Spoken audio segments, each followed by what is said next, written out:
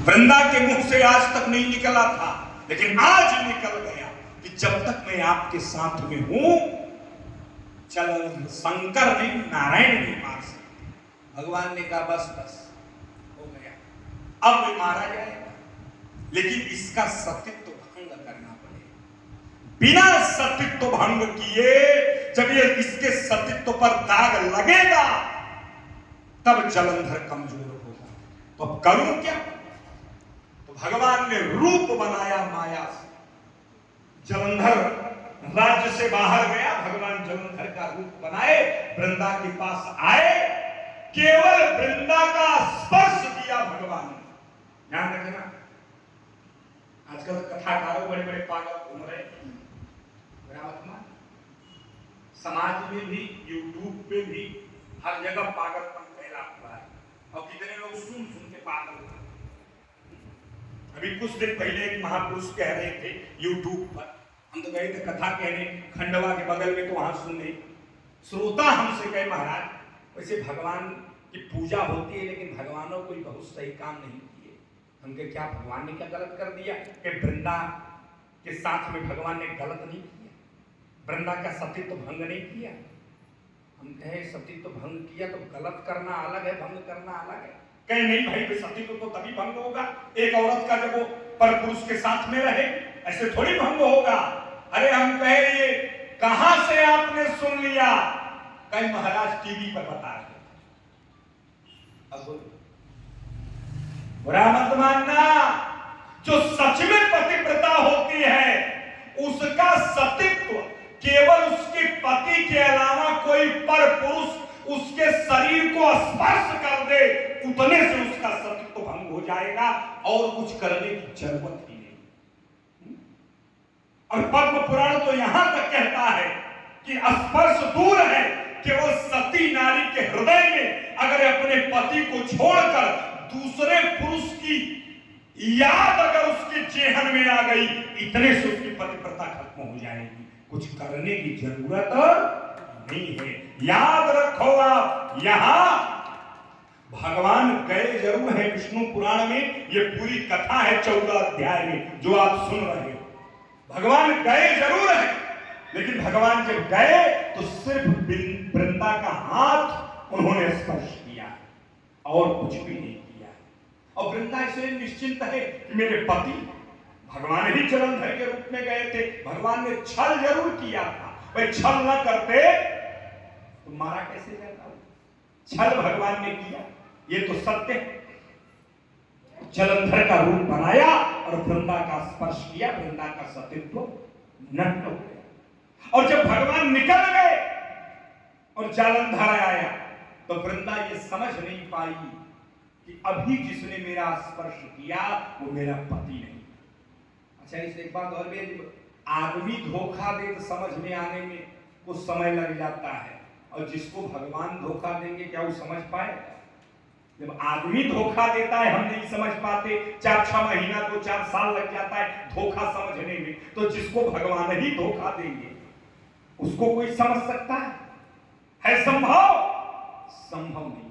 आज स्थिति ये बन गई कि वही वृंदा, उसी वृंदा का पति जलंधर जब दूसरे दिन लड़ने के लिए गया, भगवान शंकर को भगवान नारायण ने आदेश दे दिया जाइए आज जलंधर की मृत्यु होगी। अरे शंकर जी ने कहा एक बार निंदा हो चुकी है, अगर दोबारा होगी तो ठीक नहीं है। भगवान ने कहा कार्यक्रम सब हो चुका, केवल आप जाइए और मारिए। हाँ, मतलब अब कोई दिक्कत नहीं, भगवान ने कहा बिल्कुल। कहा तो आपने किया क्या? भगवान ने कहा एक काम मैंने किया, एक काम उसकी पत्नी ने स्वयं कर। कहा क्या? कहा अहंकार उसके मन में आ गया और छल मैंने कर दिया। क्योंकि कभी कभी धर्म को बचाने के लिए छल की भी मदद लेनी पड़ती है। भाई नहीं लेंगे धर्म ही नहीं बचेगा, धर्म ही नहीं बचेगा, बुरा नहीं मानना। जैसे काशी विश्वनाथ में जो प्रकरण जिस समय हुआ, कब हुआ हमको नहीं पता, लेकिन हम लोगों ने जो पढ़ा है वो हम जानते हैं कि जिस समय ये घटना हुई कि भगवान मस्जिद के अंदर गए और नंदी बाहर बैठे रहे। तो हुआ कि देश में बहुत बड़ा खून खराबा हो जाएगा, कैसे रोका जाए। तो तुरंत हमारे धर्माचार्यों ने खेल खेला और वो सही खेला। आज इसको भले हम कुछ कहें, लेकिन उस समय को देख करके सही निर्णय धर्माचार्यों ने लिया था। उन्होंने कहा सुनो, कहा जो भी मंदिर परिसर में शिवलिंग है उसे ही विश्वनाथ की घोषणा करके अपने धर्म को बचा लो और लड़ाई को रोको। तो जो बगल में बैठे थे उन्हें विश्वनाथ बना दिया गया और आज उन्हीं की पूजा हो रही, सब उन्हीं को विश्वनाथ मान के बैठे। तुरंत झगड़ा रुक गया, रक्तपात नहीं हुआ। और उस समय अगर उसी आग में घी दे जाते कि शंकर जी चले गए अंदर, तो मुझे लगता है उस समय 2-4 लाख लोग तुम्हारी दिए जाते। लेकिन समाज को बचाने के लिए अगर झूठ बोलना पड़े तो बोल देना चाहिए, क्योंकि किसी की हत्या हो जाए ऐसे सत्य की जरूरत नहीं। ये सामाजिक व्यवस्था है, ये सामाजिक व्यवस्था है, इसको समझने की जरूरत हमको है। आज भगवान ने कहा वृंदा के साथ मैंने छल किया, वृंदा के साथ मैंने छल किया और वृंदा के अहंकार ने उसको दूषित किया। याद रखना है आप ये दोनों बातें। अहंकार आएगा तब भी हमारा पतन होगा, और अगर हमारे अहंकार के बाद भगवान हमसे नाराज हो जाए तब भी हमारा पतन होगा। वृंदा के साथ यही दोनों हुआ है, पहला अहंकार और दूसरा भगवान ने उसके साथ जो छल किया। तब वही जलंधर जो पुष्ट था पत्नी के पातिव्रत की वजह से, जब दूसरे दिन भगवान शंकर लड़ने के लिए गए, 4 घंटे की लड़ाई भगवान शंकर से उसकी हुई और अंत में भगवान शंकर ने उसका वध किया। और जब वध किया और वृंदा के कान में आवाज आई कि तुम्हारा पति मारा गया, तुम्हारा सिंदूर आज दुनिया से विदा हो गया, वृंदा ने कहा मैं मान ही नहीं सकती कि मेरा पति मार दिया गया, क्योंकि ये ताकत ब्रह्मा के अंदर नहीं है कि मेरे सुहाग को मिटा दे। इतना व्रत मैंने किया है और इतना मेरे पातिव्रत की ऊर्जा है कि मेरे पति को मारने की ताकत भगवान में नहीं। शंकर कैसे मार दिए मेरे पति? जब बुलाया गया राजगुरु को और गुरुदेव शुक्राचार्य आए और वृंदा ने रोते हुए पूछा, गुरुदेव मेरे पातिव्रत में जब कमी नहीं थी, मैंने मन से, वचन से, कर्म से, स्वप्न में भी, जागते हुए नहीं, स्वप्न में भी कभी दूसरे पुरुष का चिंतन नहीं किया, उसके बाद भी मेरे सतीत्व में दाग लग गया और मेरा पति मारा गया, क्यों? तब शुक्राचार्य ने जब ध्यान से देखा तो उन्होंने कह दिया, अरे वृंदा तेरा सतीत्व तो 2 दिन पहले ही नष्ट हो चुका है। कब? उन्होंने समय बताया जिस समय तुम्हारा पति दोपहर में तुम्हें स्पर्श किया, उसी दिन तुम्हारा सतीत्व नष्ट हो गया। गुरुजी ये कहां लिखा है कि पति के स्पर्श करने से पत्नी का सतीत्व नष्ट होता है? कहा वो तुम्हारा पति था ही, विष्णु छल से आए थे और तुम्हारे पति का रूप पकड़ करके तुम्हें स्पर्श करके उन्होंने भ्रष्ट कर दिया। जब वृंदा ने यह सुना कि विष्णु ने मेरे साथ छल किया और विष्णु के छल के बाद मेरा पति कमजोर हुआ और मेरा पति मारा गया, जब ये बात सुना वृंदा ने, तब उसने नारायण को श्राप दिया। ध्यान रखना, हम यहाँ पे आदमी को श्राप देते हैं काम नहीं होता है? लेकिन अगर आपके अंदर ऊर्जा है तो भगवान को भी आपके श्राप को मानना पड़ेगा। भगवान कुछ कर्म किए नहीं थे, केवल सतीत्व नष्ट किए थे, इसलिए कि जलंधर का मरना जरूरी था। अब वृंदा ने हाथ में जल लिया और एक साथ भगवान को श्राप दे दिया। अरे तुम इतने बड़े पत्थर हो गए नारायण कि धर्म की रक्षा करते करते एक नारी का सतीत्व भंग करने पर चले आए। अगर बलवान ही थे तो मेरे पति को लड़ाई करके जीते होते, लेकिन तुमने मेरे सतीत्व को नष्ट किया। तो जाओ, अगर तुम्हारा हृदय इतना पत्थर है तो मैं तुम्हें श्राप दे रही हूं, अब तुम पत्थर के रूप में ही धरती पर आओगे और पत्थर के रूप में ही तुम्हारी पूजा होगी, और पत्थर में भी तुम जो पत्थर बनोगे वो काला पत्थर होगा, सफेद नहीं होगा। जब श्राप दे दिया वृंदा ने, भगवान प्रकट हो, वृंदा के घर में भगवान प्रकट हो गए श्राप सुनने के बाद। वृंदा ने प्रणाम नहीं किया भगवान। भगवान ने कहा मैं जानती हूं तुम नाराज हो चुकी, विधवा हो चुकी हो, तुम्हारा पति दुनिया से चला गया वृंदा, लेकिन याद रखो तुमने मुझे श्राप दिया, मैं नाराज नहीं हूं तुमसे। तुमने मुझे श्राप दिया, मैं नाराज नहीं हूं। कहा मैं तो तुम्हारे पातिव्रत धर्म की प्रशंसा करता हूं, और इसके बाद जो तुमने मुझे श्राप दिया है उसके बदले में तुम्हें आशीर्वाद देकर जा रहा हूं। कहा आशीर्वाद क्या है? कहा जो पत्नी इतनी ताकतवर हो, जिसके पत्नी के पातिव्रत के बल पर पति त्रैलोक्य में हाहाकार मचा रहा हो, ऐसी पत्नी की जरूरत राक्षस को नहीं है, देवता को है। अगले जन्म में तुम मेरी पत्नी बन के धरती पर आ रही हो। का मतलब कहा अगर मैं पत्थर बनूंगा काला तो तुम्हें भी तुलसी के रूप में अवतार लेना होगा। और ध्यान रखना मेरी पूजा सफल तभी मानी जाएगी, शालिग्राम की पूजा, जब मेरे मस्तक पर तुलसी रखी जाएगी। वृंदा मैं तुम्हारे सतीत्व को नतमस्तक हूं और तुम्हें अपने मस्तक पर स्थान दे रहा हूं। तब आज भी दुनिया में और कहीं तुलसी पड़े चाहे न पड़े, लेकिन शालिग्राम की अगर पूजा होगी तो बिना तुलसी के शालिग्राम की पूजा नहीं होती। और शालिग्राम के नीचे तुलसी नहीं चढ़ाई जाती, ऊपर, क्योंकि भगवान का आशीर्वाद है। भले वो राक्षस की पत्नी है, लेकिन अगर उसका कर्म सुंदर है, गुण सुंदर है, तो भगवान ने आशीर्वाद दे दिया कि वृंदा तुमने मुझे श्राप देकर पत्थर बना दिया, तो मैं तुम्हें आशीर्वाद देकर तुलसी के रूप में धरती पर बुला रहा हूं कि तुम भी तुलसी के रूप में धरती पर आ जाओ। ये मेरा आशीर्वाद।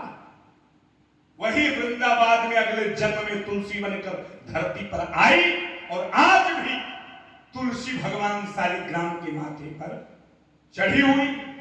आयुर्वेद में तो औषधि माना गया, कई जगह पे कई चीजें मानी गई। फिलहाल आज वृंदा के सतीत्व को भगवान ने नष्ट किया सिर्फ इसलिए कि जलंधर का वेग रोका जा सके और भगवान शंकर उसका वध कर सके। और वही परिणाम बाद में हुआ। और यहां बाबा तुलसी ने लिख दिया क्या? शंकर जी ने कहा पार्वती एक कल्प में जय और विजय रावण कुंभकर्ण बने। तो एक कल्प में जिसको मैंने मारा था ना, वो भी बदला लेने के लिए रावण बन गया। का कौन? बोले तहां जलंधर रावण भयं। जलंधर भी रावण बना। अब ये कथा गर्ग संहिता में है। जलंधर मरते समय जान गया जब भगवान के छल को, तो उसने कहा ठीक है नारायण, तुमने मेरी पत्नी का स्पर्श करके सतीत्व नष्ट किया है, मैं अगली बार ऐसा रूप बना के आ रहा हूं कि आपकी पत्नी को ले जाऊंगा और स्पर्श करके उनका सतीत्व नष्ट करूंगा। मैंने राक्षस पहले के बलवान भी इतने होते थे कि आदमी छोड़ो भगवानों से बदला लेते थे। रावण की हिम्मत थी कि माता सीता को चुरा ले जाए, तो लीला राम जी की थी सारी व्यवस्था, लेकिन हर लीला के पीछे कोई न कोई कहानी है, कोई न कोई चर्चा है, तब उस लीला का निर्माण हुआ है। ध्यान रखना, रावण सीता को ले जरूर गया, लेकिन पूरे जीवन में 11 महीने सीता जी लंका में रही। 10 महीने 26 दिन, वाल्मीकि रामायण 10 महीने 26 दिन सीता लंका में रही। इतने के बीच में रावण कभी भी भगवती सीता का स्पर्श नहीं कर पाया, चाहा बहुत कर नहीं पाया। क्यों? क्योंकि भगवान वही तो है, सारा कंट्रोल आपको अब दे देंगे लेकिन लगाम अपने ही हाथ में रखते हैं। कंट्रोल सब दे देंगे लेकिन लगाम उनके हाथ में रहती है। रावण को भी श्राप मिल चुका था, उसके बड़े भाई कुबेर के बेटे नल कुबर का। रावण को भी श्राप है, किसी स्त्री की इच्छा के विरुद्ध अगर तुमने उस स्त्री के शरीर का स्पर्श किया तो तुम्हारे मस्तक के 100 टुकड़े हो जाएंगे। अब ये डर पहले ही बन गया।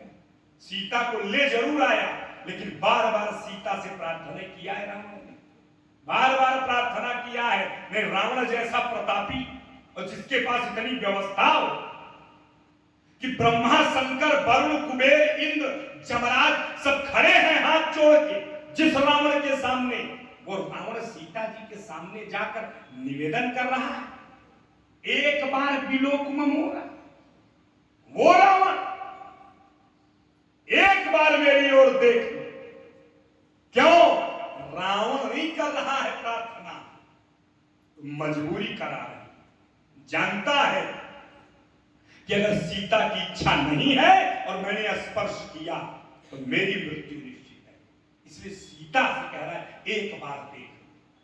लेकिन भगवती सीता पतिव्रता तो है ही, उन्होंने देखा नहीं ना, उनको एक भी बार ध्यान देना, बार बार प्रयास किया उसने, लेकिन सीता जी ने देखा नहीं, क्योंकि सीता को मालूम, सीता जी को मालूम था अगर मैंने इसको देख लिया तो 2 घटना हो जाएगी एक साथ।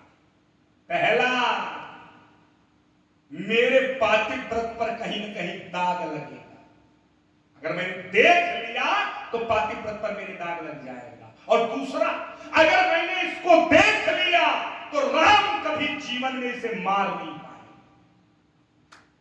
राम कभी मारने वाले नहीं है। क्यों? का सीता के नेत्र में अमृत है। अगर सीता जी रावण को देख लेती तो रावण अमर हो जाता, फिर राम जी मार पाते। इसलिए सीता जी ने देखा नहीं, बहुत प्रयास किया राम ने, लेकिन सीता ने नहीं देखा। याद रखना, ये व्यवस्था है।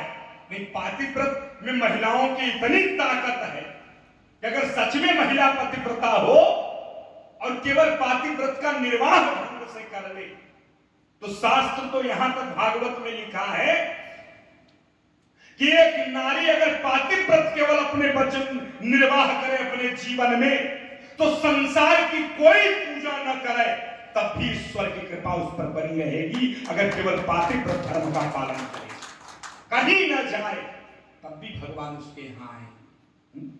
ध्यान रखना है, ये मत सोचना कि महाराज ऐसे ही सुना दी, इसका भी प्रमाण है, इसका भी प्रमाण है। इस रामायण की सबसे बड़ी पतिव्रता का नाम जानते कौन है? अभी भी मैं ही सुनाऊं, 16 साल सुनाने के बाद सुनाऊंगा। कौन है? सुलोचना। गजब गजब दिया हम इसे। अब आपको इतना सुंदर श्रोता हम समझते हैं तो आनंद आता है सुनाने में कि भाई इतना, अब जैसे कथा हम कम सुनाते सोचते, अब ऐसी चीजें सुनाए सूत्रात्मक जो आपके दिमाग में ना हो, नयापन आपको सुने, आनंद आए। अब बाकी बातें तो जितनी सुनो फिर भी वही सुनाए तो आनंद कम आएगा। लेकिन अब वैसे ही आप ऐसी उत्तर दे देते हो कि फिर हमें पुराना रूप बनाना पड़ता है, जो हम नहीं चाहते बनाना, फिर वहीं जाना पड़ता है हमें। रामायण की सबसे बड़ी पतिव्रता, या हम कहें तो इस सृष्टि की सबसे बड़ी पतिव्रता सिर्फ एक है। कौन है? अनुसुईया। ध्यान रखना, सीता, उर्मिला, सुलोचना, द्रौपदी, मंदोदरी जितनी भी है सब उसके नीचे। ध्यान देना, क्योंकि पतिव्रता का जो पहला और सबसे बड़ा गुण है वो सिर्फ अनुसुईया के अंदर है, वो किसी के अंदर नहीं। सबसे बड़ी पतिव्रता कौन है? जो अपने जीवन में अपने पति के अलावा पूरे जीवन काल किसी दूसरे पुरुष को देखा ही ना, वो सबसे बड़ी पतिव्रता है, वो है अनुसुईया। प्रमाण आइए वाल्मीकि रामायण के